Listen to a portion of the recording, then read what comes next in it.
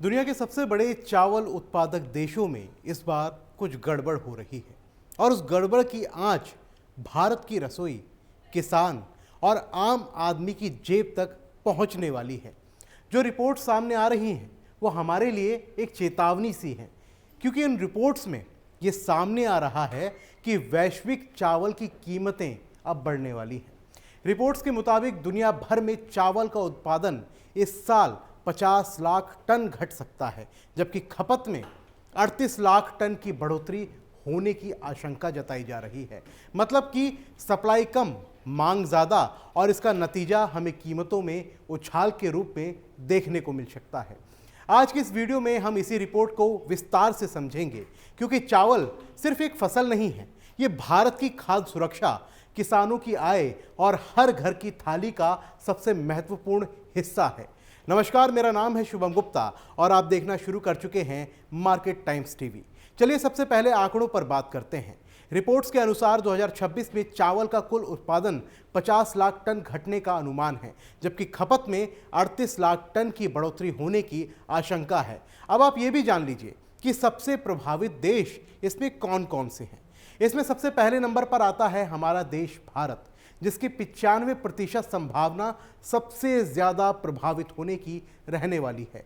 दूसरे नंबर पर आता है थाईलैंड, जिसकी 28% प्रभावित होने की संभावना है। फिर तीसरे नंबर पर आता है हमारा पड़ोसी पाकिस्तान, जिसकी 49% प्रभावित होने की संभावना है। और फिर आखिर में चौथे नंबर पर आता है वियतनाम, जिसकी 37% प्रभावित होने की संभावना है।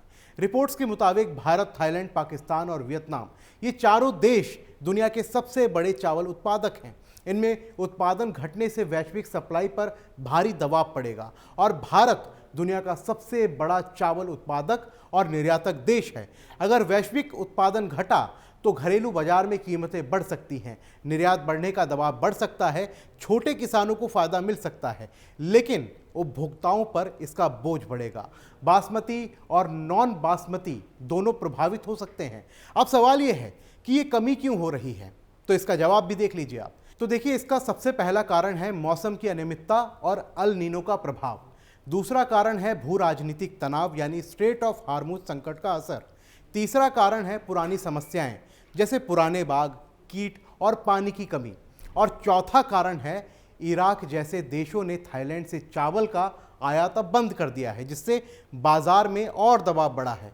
देखिए, ये रिपोर्ट्स हमें कई गंभीर सवालों के सामने खड़ा करती हैं। पहला सवाल उठता है खाद्य सुरक्षा को लेकर। क्या सरकार के पास पर्याप्त बफर स्टॉक है? अगर कीमतें बढ़ी तो पीडीएस पर किसान कितना बोझ पड़ेगा? दूसरा, क्या हमें इस समय चावल निर्यातक पर कुछ नियंत्रण रखना चाहिए? पिछले सालों में निर्यात प्रतिबंध लगाए गए थे, क्या फिर वैसा हमें करना पड़ेगा?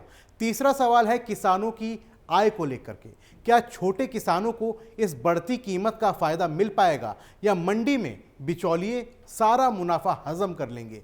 और जलवायु परिवर्तन अब स्थायी समस्या बन गया है। क्या हमारी कृषि नीति अभी भी पुरानी है? क्या क्लाइमेट रेजिलिएंट बीज, बेहतर सिंचाई और स्टोरेज पर पर्याप्त काम हो रहा है?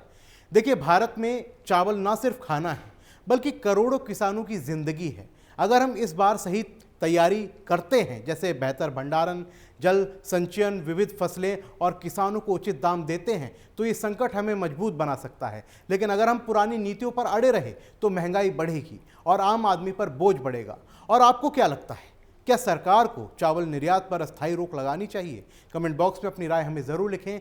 फिलहाल के लिए इस वीडियो में बस इतना ही। मिलते हैं अगली रिपोर्ट में, तब तक के लिए जय हिंद।